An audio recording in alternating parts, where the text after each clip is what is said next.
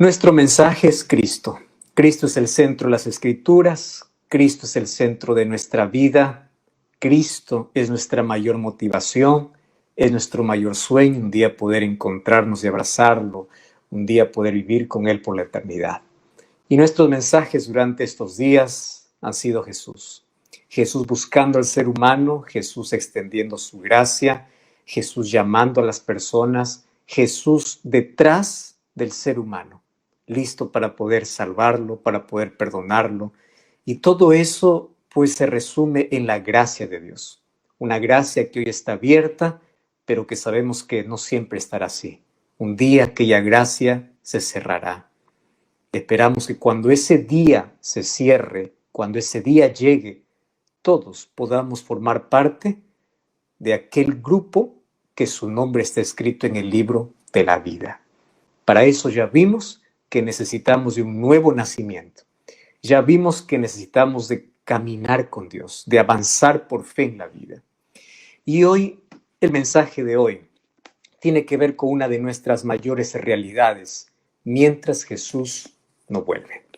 Y para abrir la palabra de Dios, vamos a pedir su dirección a través de la oración. Acompáñanos allí donde tú estás para que juntos podamos orar. Te damos gracias, Señor, por este lindo día donde hay cientos de personas que están reunidas en grupos, en iglesias, otros están desde sus casas, otros están por redes sociales, por YouTube, por Facebook. Y gracias porque permitiste que la tecnología en el tiempo del fin cumpla un rol muy importante. Y es que no solamente podamos acortar distancias, sino también podemos llegar a lugares inimaginables. Personas que en diferentes circunstancias hoy están participando de este programa. Personas que pueden estar con dolor en la vida, con preocupaciones, o personas que están superando una situación difícil, mas también tenemos personas que sufren. Y tú eres nuestra mayor esperanza, tú eres la respuesta para nuestras necesidades, tú eres todo lo que en la vida necesitamos. Y hoy queremos que tu palabra pueda traer una vez más esperanza para nuestra vida. Podamos fortalecernos en tus promesas, podamos disfrutar de tu palabra y que tu palabra pueda caer en un corazón sensible, en una persona receptiva, en alguien que puede no solamente tener interés, sino aceptar tu palabra. Y queremos que hoy puedas hablar a nuestro corazón como siempre lo haces, a través de tu santa palabra. Que tu Santo Espíritu nos acompañe, podamos ser abrazados y fortalecidos por tus promesas y podamos responder de manera positiva al mensaje que tú tienes para nosotros hoy. En el nombre de Jesús. Amén. Existe una palabra que incomoda a todo el mundo, tanto a cristianos como a no cristianos. Es una palabra que queremos silenciarla, pero no se puede, porque forma parte de nuestro día a día, forma parte de nuestra historia, es más, viene enraizada, está encarnada. Esa palabra que no gusta a nadie es la palabra pecado. ¿Qué cosa es pecado? Hay algunos que han intentado hacer una lista de lo que es pecado. Pecar es hablar así, pecar es sentarse así, pecar es peinarse así, pecar es vestirse así. Pecado, casi todos los conceptos de pecado tienen que ver con acciones. Y allí nosotros tenemos un serio problema, porque si vemos que pecado es acción, simplemente no vamos a tener un concepto claro de lo que es salvación. Ustedes sabían que nuestro concepto de salvación va a depender de la definición que nosotros tengamos de pecado. Porque si el pecado no es tan peligroso y si el pecado solamente se basa en una lista de qué hacer y qué no hacer, pues no hay tanta necesidad de un Salvador. De acuerdo a la visión que tengamos de lo que es pecado, vamos a tener nuestra necesidad de un Salvador. Entonces, para la mayoría de cristianos, pecado se basa en hacer o no hacer. O sea, si tú no haces ciertas cosas, estás bien. Ah, pero si tú haces esto, estás mal. Porque hemos colocado al pecado con acciones, solamente con hacer. Bueno, esta palabra también incomoda a los incrédulos. Incomoda mucho. Tanto así que las personas no creyentes, una de las palabras que más detestan de los cristianos es justamente eso, pecado. Porque nosotros usamos a menudo la palabra pecado para señalar los errores ajenos. Para decir, tú estás en pecado, tú vas a morir, tú estás destruido. Entonces la palabra pecado incomoda al incrédulo. Y lo incomoda en el sentido de que lo escuchan por parte de los cristianos como la restricción de su, entre paréntesis o entre comillas, libertad que ellos tienen. Y eso es una pena. Y les voy a decir por qué es una pena. Porque muchas personas no van para Cristo porque nosotros predicamos para las personas una lista de cosas que tienen que hacer y una lista de cosas que tienen que dejar. ¿Y dónde está el problema? El problema no está en señalar qué es lo correcto o lo incorrecto. El problema no está en decir qué es bueno y qué es malo. El problema es que el énfasis de nuestro mensaje no es qué hacer y qué no hacer. Nuestro énfasis de mensaje es Cristo. Y lo que tenemos que hacer es decir a las personas que la solución para el problema no está en lo que haga o en lo que no haga. La solución para su problema está en que Cristo tiene que hacer algo en nosotros para cambiar. Yo conocí hace algún tiempo una persona muy sincera, con una mente muy posmoderna como la nuestra, la de nuestra sociedad hoy, que decía, pastor, a mí me da miedo visitar una iglesia. Y claro, él no iba a ninguna iglesia participaba. Porque decía, yo entro a una iglesia y ya me siento condenado. Todos me miran y es verdad que soy pecador. Pero a la verdad es tan incómodo escuchar de que todo lo que hago está mal. Y en lugar de decirme cuál es la solución, solamente me dicen cuál es mi problema. Yo ya sé cuál es mi problema. Lo que yo quiero es solución. Entonces, el peligro de la mente posmoderna es levantar su voz en contra de la religión. ¿Y cuál es el peligro allí? Mira, Satanás es muy astuto. Por un lado, es una mala comprensión de pecado por un grupo de personas, y por otro lado, levantan su voz aquellas personas que están hartadas de ese mensaje y dicen, nada es pecado. Puedes hacer lo que quieres, puedes vivir lo que quieres, cada uno tiene su propia verdad, no existe una verdad absoluta, todo es relativo, lo que para ti es pecado, para ti no es, así que tú eres libre, es la mente posmoderna. Entonces, ¿cómo poder alcanzar aquella mentalidad de personas que al pecado no llaman pecado o odian esa palabra, pero darle la solución porque hay un problema que sí tenemos y es que el pecado nos lleva a la muerte? Y allí nosotros encontramos un tremendo conflicto. ¿Qué cosa es lo que nosotros tenemos que hacer? Bueno, para ello nosotros tenemos que partir de nuestra realidad. ¿Y cuál es nuestra realidad? La realidad es que el pecado no tiene que ver solo con acciones. El pecado tiene que ver con mi naturaleza. Y allí cambia mi concepto de salvación. ¿Por qué razón? Porque yo voy a encontrar que en la vida hay muchas personas que tienen un mejor comportamiento que un cristiano y está perdido. Pero uno puede decir, ¿por qué? Les voy a hacer un ejemplo. Miren, el joven rico hacía todas las cosas correctas, guardaba incluso los mandamientos de Dios, pero estaba perdido. Porque en su concepto del joven rico era de que pecado es hacer y no hacer. Así que si yo no mato, no adultero, no robo, no, ya estoy bien. Y Jesús te dice, no, estás perdido. Porque pecado va más allá de acciones. El apóstol Pablo, en el libro de Romanos, nos cuenta cuál es su lucha. Y en el capítulo 7 dice, el pecado mora en mí. Y cuando yo reviso la vida del apóstol Pablo, pues yo quedo admirado porque es un hombre que ama a Dios. Es un hombre que está dedicado en la obra de Dios. Y si es que él dice el pecado mora en mí, entonces el pecado es otra cosa. Mira, allí el versículo 14, versículo 15 dice así, del Romanos capítulo 7, versículo 15. Porque lo que hago no lo entiendo, Pues no hago lo que quiero, sino lo que aborrezco hago. Y si lo que no quiero eso hago, apruebo que la ley es buena. De manera que ya no soy yo quien hace aquello, sino el pecado que mora en mí.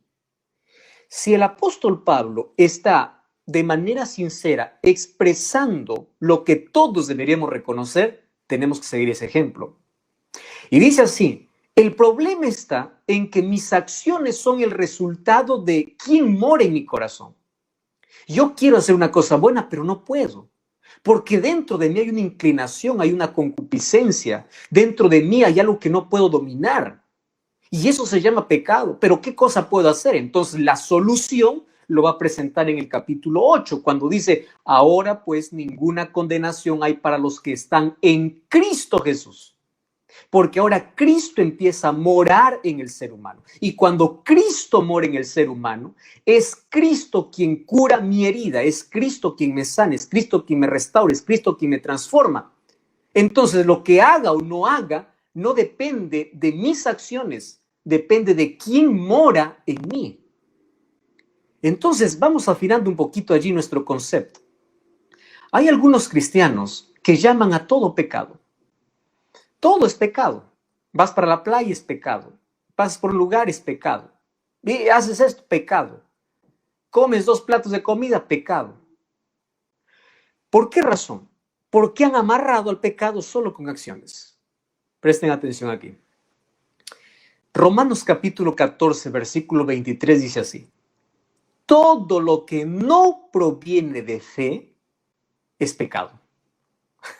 O sea, tú puedes hacer incluso cosas buenas. ¿Me estás entendiendo?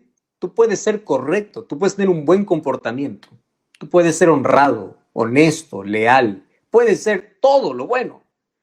Todo lo que no proviene de fe es pecado. ¿Cómo así? Hay tantas personas que hacen tantas obras buenas y Dios no solamente ve acciones, Dios ve motivaciones. ¿Qué cosa te motivó a hacer aquello que haces? Pues hay personas que dan limosna solamente por ser reconocidos. Hay personas que hacen algo solamente por querer publicar. Tú has visto que hoy todas las acciones casi se publican en Facebook, en Instagram, para que las personas reconozcan esa acción. Todo lo que no proviene de fe es pecado. O sea, incluso las obras buenas. Sin fe es pecado. ¿Y qué cosa es fe? La fe no solamente nos lleva a creer en Dios, nos lleva a confiar en sus promesas y obedecer a Dios. La fe nos saca del terreno del egoísmo con el cual están manchadas nuestras mejores obras para poder llevarnos a un terreno de obediencia y de fruto natural. Cuando voy a Santiago capítulo 5 o capítulo 4, versículo 17, dice así: el que sabe hacer lo bueno y no lo hace, comete pecado. ¿Se dan cuenta? O sea, pecado no solo es hacer cosas, pecado también es no hacer lo que tienes que hacer. Tú sabes que tienes que dejar la bebida, no la has dejado, es pecado. Tú sabes que tienes que dejar las bebidas gaseosas, no las has dejado. Entonces, no solamente es hacer, es no hacer aquello que sabes que tienes que hacer. Entonces aquí el concepto de pecado va más allá de acciones. Eso es lo que quiero que quede claro. Las acciones son el resultado de lo que hay dentro de mí. El problema no está afuera. El problema no está en cómo visto, en cómo hablo. No, el problema está dentro. Porque tú puedes vestirte bien, puedes hablar bien, puedes comportarte bien. El problema es qué hay dentro de ti. Ajá. Ahora, en la Biblia yo encuentro que Dios no solamente ve acciones, porque acciones vemos solo los seres humanos. Dios ve motivaciones. Entonces, yo quiero hoy llevarles a un texto que me gusta mucho, pero también me hace estremecer y reflexionar. Apocalipsis capítulo 3. Apocalipsis capítulo 3, versículo 5 dice así: al que venciere, o el que venciere será vestido de vestiduras blancas, y no borraré su nombre del libro de la vida. Saben que este texto lo he leído muchas veces en mi vida, pero nunca le había prestado tanta atención, porque aquí este mensaje de Dios viene para su iglesia en diferentes periodos y llega también para nuestros días. ¿Qué cosa es lo que tengo que hacer? Vencer. Yo quiero ser vestido de vestiduras blancas. Yo quiero tener el carácter de Cristo. Si yo quiero ser justificado por Él y si yo quiero ser salvo, tengo que vencer. La pregunta es, ¿qué tengo que vencer? Dice, el que venciere será vestido, y no borraré su nombre del libro de la vida. Y Jesús dice que solamente entrará al cielo aquellos que tienen su nombre escrito en el libro de la vida. Si yo voy al versículo 21 del mismo capítulo 3, dice así: al que venciere le daré que se siente conmigo en mi trono, como yo he vencido y me he sentado con mi Padre en su trono. Aquí la palabra clave es la palabra victoria. Para tener victoria hay que pelear, hay que luchar. Para vencer, todo aquel que vence significa que entró en una competencia, entró en una lucha. Nadie dice, vencí sin hacer nada. Imposible. Para vencer hay que luchar. Y la pregunta es, ¿qué? ¿Qué tengo que vencer? Pues es obvio, ¿no? Tengo que vencer el pecado que me domina. Pero si yo empiezo a pensar en el pecado que me domina y que el pecado va más allá de lo que haga, va con mis motivaciones, va con mi naturaleza, entonces yo digo, estoy perdido. ¿Por qué? Imposible. ¿Cómo es que yo puedo vencer? ¿Cómo? Porque, y hay tantas personas que luchan y dicen, pastor, yo no puedo, yo no nací para ser cristiano. Yo escuché ese término muchas veces. ¿Por qué razón? Lucho y caigo. Tengo algo que me domina. No puedo vencer. Mi lucha es, yo lucho, yo peleo, pero no puedo. ¿Cómo puedo abandonar esto? ¿Cómo puedo dejar lo otro? Y tú sabes que todos tenemos en la vida una lucha. Cuando yo voy al libro de Santiago, capítulo 4, versículo 7, dice, resistid al diablo. Y hay personas que dicen, pastor, eso yo no puedo, porque ante la tentación cedo. Y es allí donde entramos en un conflicto. Y un conflicto tremendo, porque aquí me desafía en el libro de Apocalipsis que yo tengo que vencer. Para vencer tengo que luchar, tengo que pelear. ¿Contra quién? Si me piden luchar contra el diablo me va a vencer. Si me piden luchar contra la tentación, probablemente por mi inclinación pecaminosa sea vencido. ¿Qué cosa tengo que hacer? Y hoy yo quiero hablar acerca de la lucha, hermanos. ¿Cuál es nuestra verdadera pelea? Porque hay algunos que están peleando la batalla equivocada. Hay algunos que están luchando contra algo que siempre les va a vencer. Hoy quiero hablar qué significa tener la victoria, qué significa vencer. ¿Qué cosa es lo que significa vencer? Para comenzar, yo tengo que definir qué es pecado. Y hay tantos conceptos de pecado. En la Biblia por lo menos hay unos 10 conceptos diferentes de pecado. Pecado es transgresión contra la ley de Dios. Pecado es rebeldía abierta. Pecado es una adoración falsa. Pecado es cerrar al blanco. O sea, hay diversos conceptos. Pero todo eso se puede juntar y definir en una sola palabra. Si nosotros entendemos el concepto de lo que es pecado en una sola palabra, vamos a encontrar rapidísimo la solución. ¿Qué cosa es pecado? Una sola palabra. Olvídate de qué hacer y qué no hacer. Una sola palabra. Pecado es independencia de Dios. Esa es la palabra, independencia. Escúchame aquí. Tú puedes ser una persona admirada, aplaudida, con buenas obras, puedes tener un cargo, puedes, lo que tú quieras. Pero si tú no dependes de Dios, estás perdido.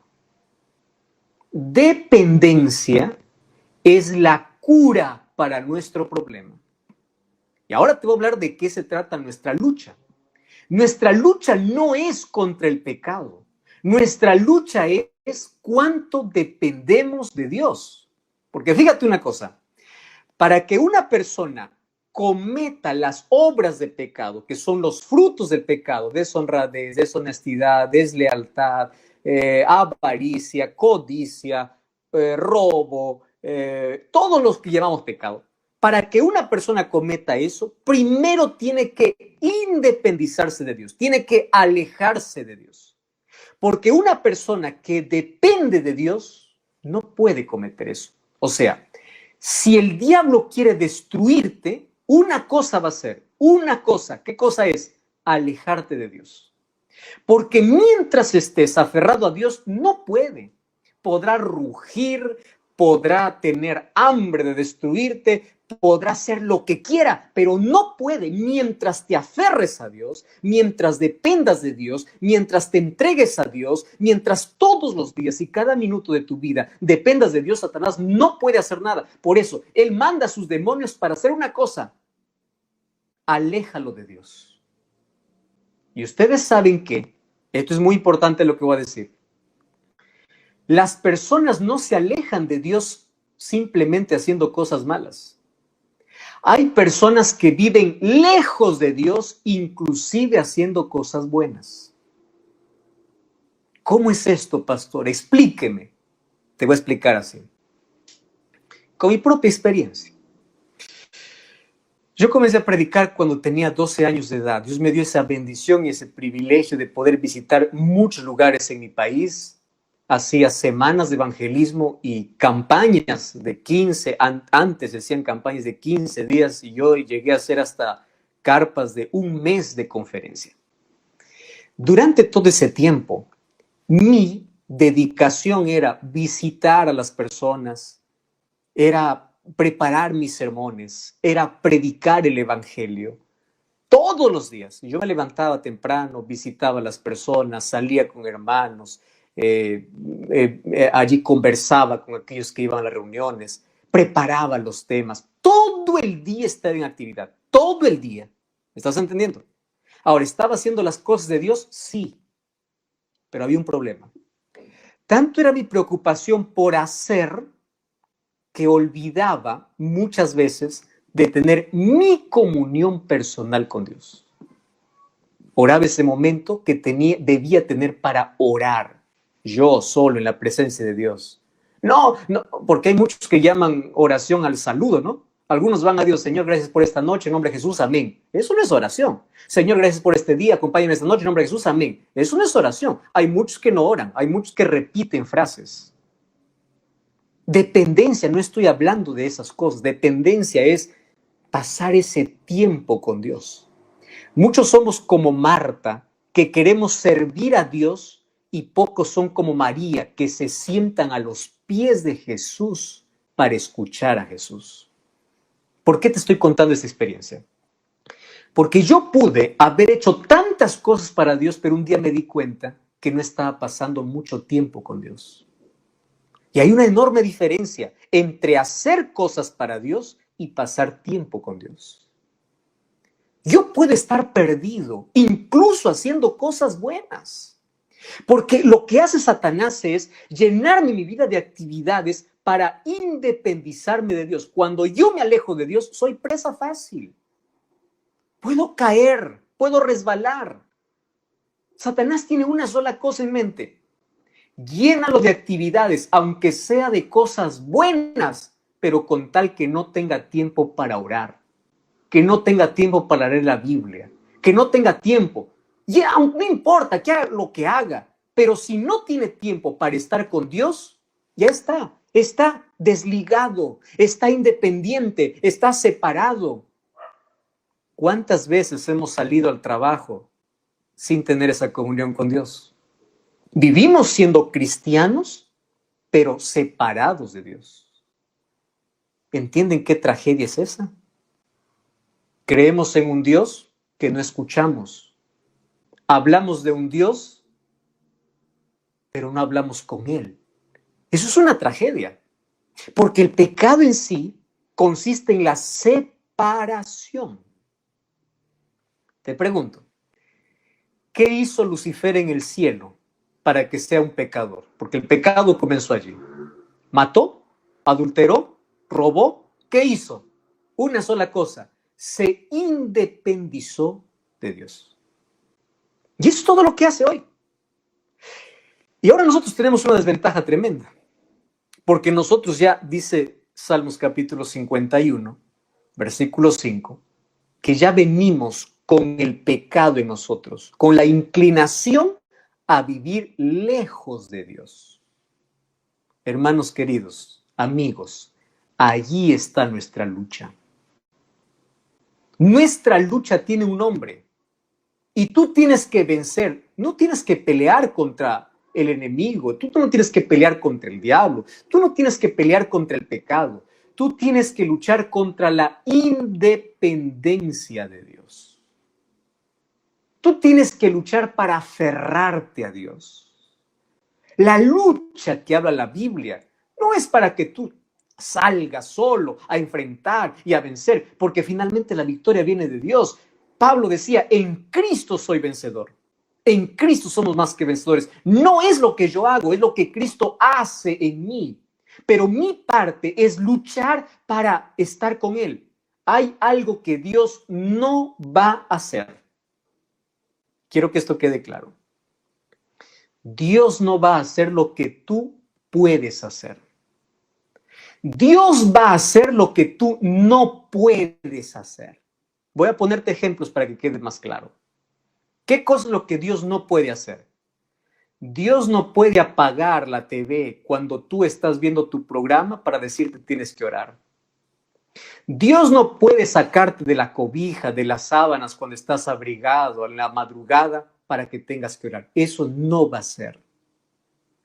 Hay cosas que tú tienes que cortar y hay cosas que Dios sí va a hacer, aquello que tú no puedes. Entonces ahí se acaba la lucha.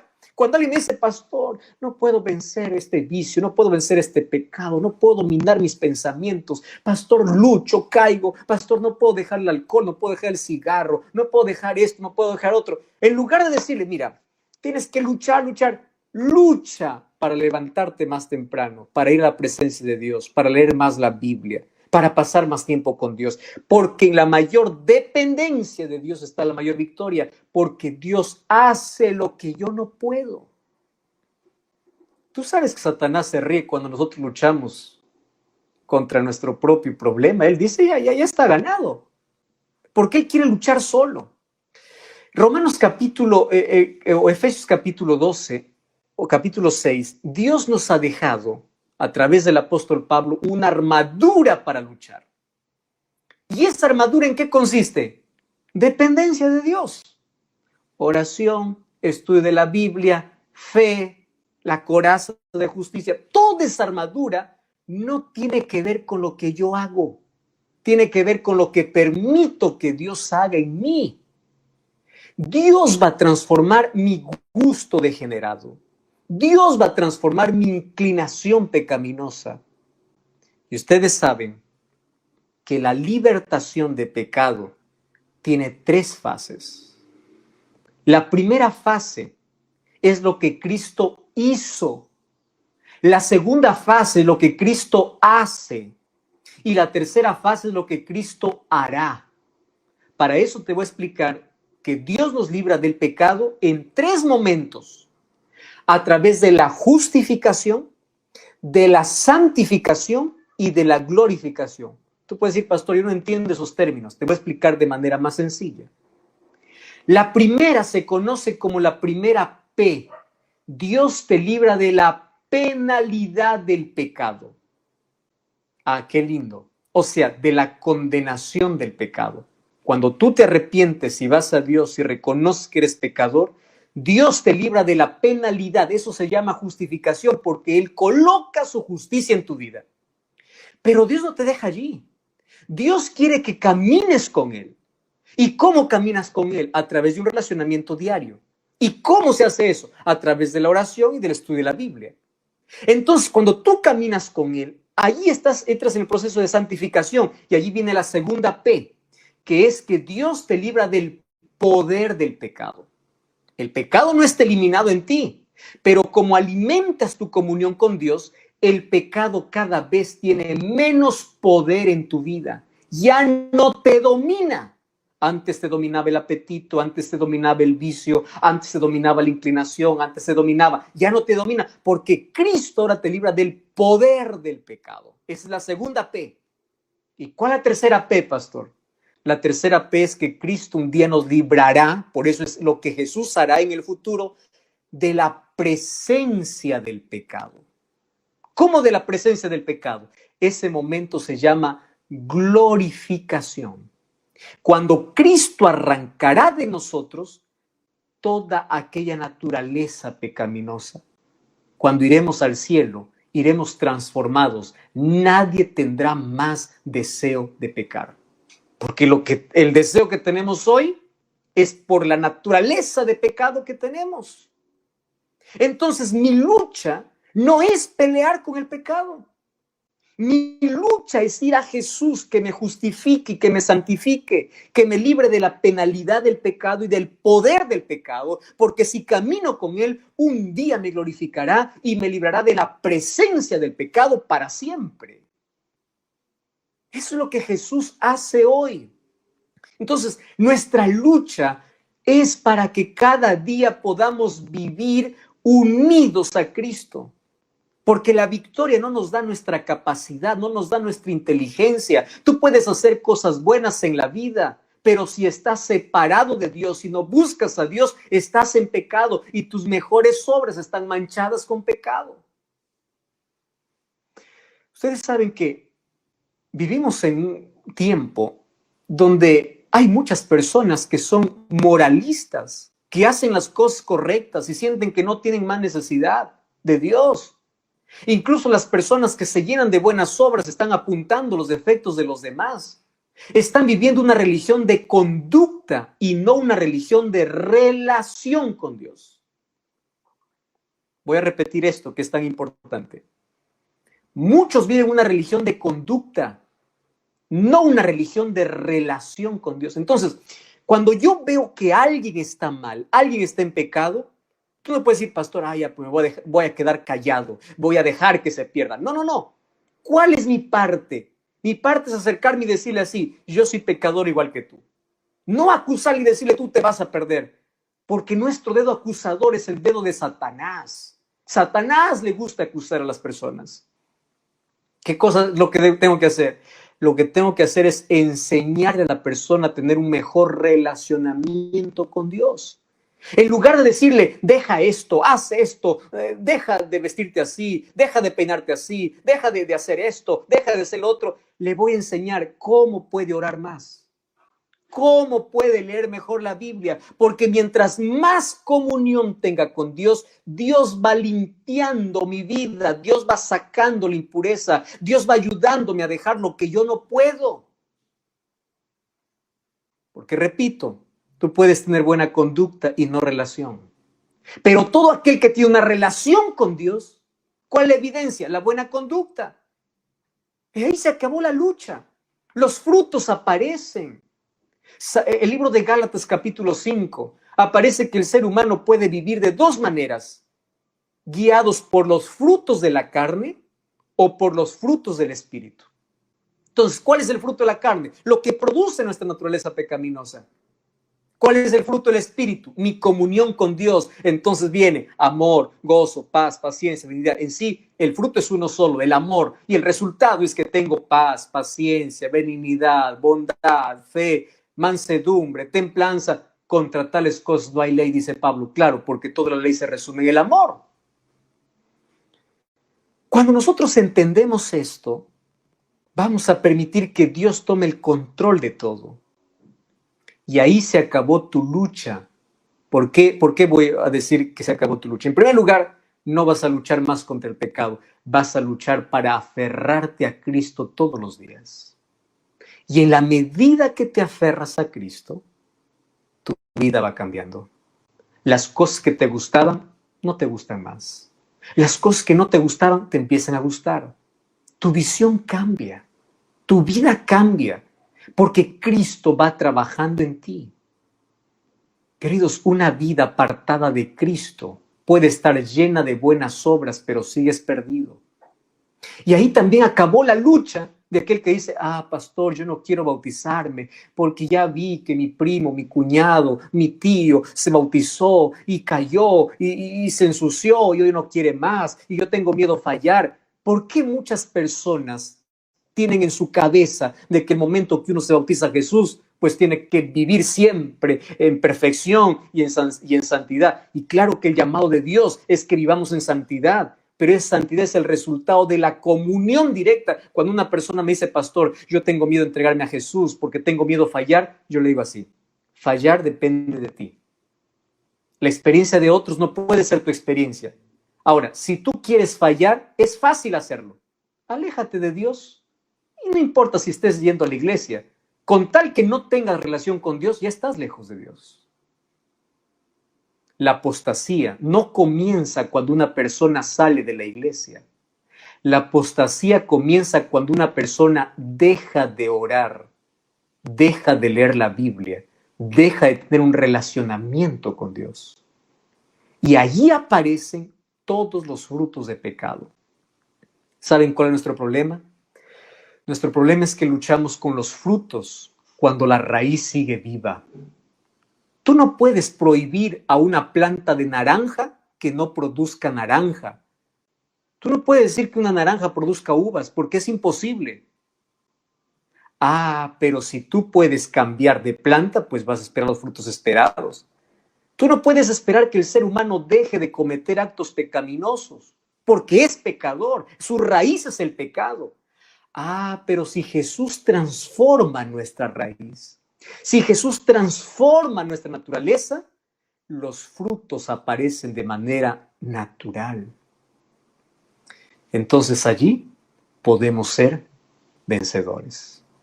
Queridos, yo quiero leer con ustedes este texto que es claro, Santiago capítulo 4, versículo 7, dice así: someteos a Dios, resistid al diablo y él huirá de vosotros. Versículo 8, acercaos a Dios y él se acercará a vosotros. Pecadores, limpiad las manos, vosotros de doble ánimo, purificad vuestros corazones. Versículo 10, humillaos delante de Dios. ¿Cuál es la palabra que más se repite aquí para tener victoria sobre las artimañas de Satanás y sobre el pecado? 3 palabras. Número 1, someteos. Número 2, acercaos. Número 3, humillaos delante de Dios. ¿Cuál es el secreto de nuestra victoria? 3 verbos, 3 acciones. Primera acción, sométete a Dios. La victoria no viene porque tú sabes luchar, porque tú eres inteligente, porque tienes un cargo. No, la victoria viene cuanto más te sometas a Dios. Número 2, la victoria viene cuanto más te acerques a Dios. Número 3, la victoria viene cuando te humilles a Dios. Por eso en este momento yo voy a hacer un llamado muy especial. Y voy a hablarte primero para ti que eres cristiano y estás por mucho tiempo en la iglesia. Tú sabes que el tiempo en la iglesia no es garantía de que estés salvo. No es cuánto tiempo llevas en una iglesia, es cuánto tiempo pasas con Dios. Número 2, yo voy a llamar a aquellas personas que todavía no se han comprometido con Dios. Hasta hoy estás produciendo frutos y estás diciendo, yo voy a vencer este pecado, yo voy a vencer. Nunca vas a vencer a menos que no te acerques a Dios, a menos que no te sometas a Dios, a menos que no te entregues a Dios. Nadie cambia para ir a Jesús.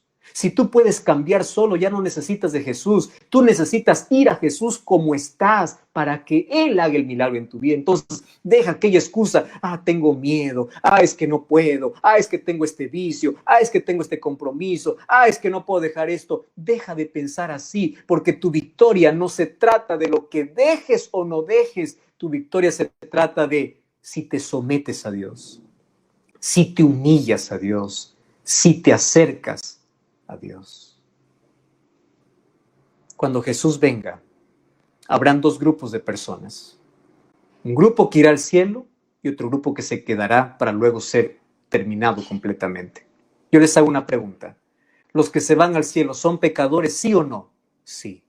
¿Y los que se quedan son pecadores, sí o no? Sí. Entonces, ¿por qué un grupo de pecadores se va y otro grupo de pecadores se queda? Es que un grupo de pecadores, aun cuando tenían la naturaleza de pecado en su vida, aprendieron a depender de Dios. Mientras que otro grupo siempre colocó excusas para no acercarse a Dios. ¿Cuál es tu excusa que estás presentando? Por eso, en el nombre de Dios, deja tu excusa hoy y dile al Señor, Señor, yo quiero vencer en ti.